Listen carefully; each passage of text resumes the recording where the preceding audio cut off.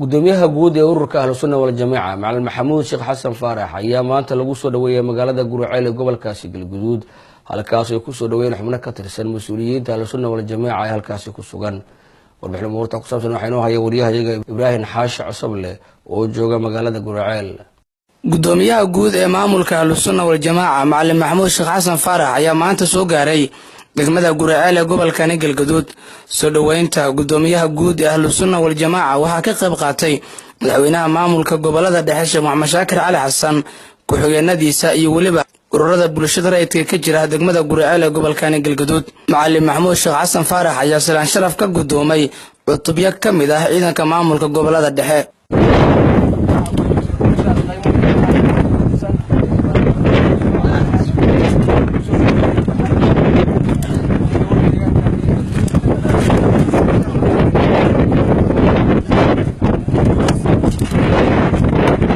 macalin maxamuud ayaa u gacan qaaday dhammaan mas'uuliyiintii soo dhaweysay waxaana kadib uu la hadlay bahda saxaafadda waxa uuna ka hadlay ajendaha u soo gaaray gobolada dhexe ee Soomaaliya waxa uuna mahadcelin ballaaran u jeediyay maamulka gobolada dhexe ee fadhigiisu yahay magaalada Dhuusamareeb. waxaad gudateen naftiinii baad iibiseen maalkiinii baad iibiseen ilaahay baad ka iibsateen wuxuu idinku bedelay jannadiisii buu ilaahay idinku bedelay ilaahay cid la warsanayo oo ka dambaysa ma jiro waman awfaa bicahdihi min allah fastabshiruu bibaycikum alladii baayactum bih wax idiin dhiman oo la oran lahaa haba yaraatee ma jiro naftiinnii waa badeeco ilaahay baa la wareegay xoolihiinnii ilaahay baa la wareegay jannadii baad adinkuna leedihiin naskii qur'aanka ahaa oo caddaa weeye caqiidadii islaamkaad ilaalinaysaan waa dariiqii xaqa ahaa ummaddiinnii amnigooda istiqraarkooda ayaad sugaysaan wax idiin dhiman inta aad uun adduunka neeftu ay idinka soo baxayso ayaa jannadii idinka xigta meelka wax kaloo idinka xigaa ma jiraan ummadda Soomaaliyeedna waa idiin siman tahay annagu ma lihin qabiil annagu ma lihin qaraabo khaas ah annagu ma lihin dad noo gaar ah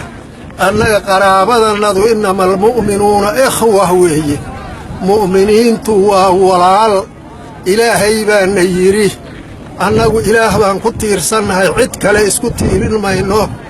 alaysa allaahu bikaafin cabdah ilaahay sow addoonkiisa ma deeqo xaqiiqdu sidaas weeye addoonkiisa ilaahay baa deeqa addoommadiisa ilaahay baa deeqa adduunka ilaah baa iska leh aakharada ilaah baa iska leh wax kasta oo dhacahayaana amarkiisay ku dhacaan waxaan isfaraynaa kala dambayn waxaad maanta ku taagan tihiin waxaa weeye nidaamka idiin samaysan oo lagu kala dambeeyo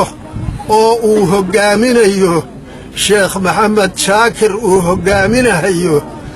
nidaamkaasaad maanta ku kala dambaysaan asagaa noloshu maanta ku jidhaa asagaa xaqiiqdii wax ku gaaraynaa laakiin haddii wax waliba ordaan oo bataan oo ruux waliba meel uu qori dable ka qaato oo ruuxba ordoo yidhaahdo anigay baacii tahay meeshaani geedkan qurcaana anigaa iibsanahayaa haddii qof waliba yidhaahdo qabiil iyo qoys baan anigu raadsanahayaa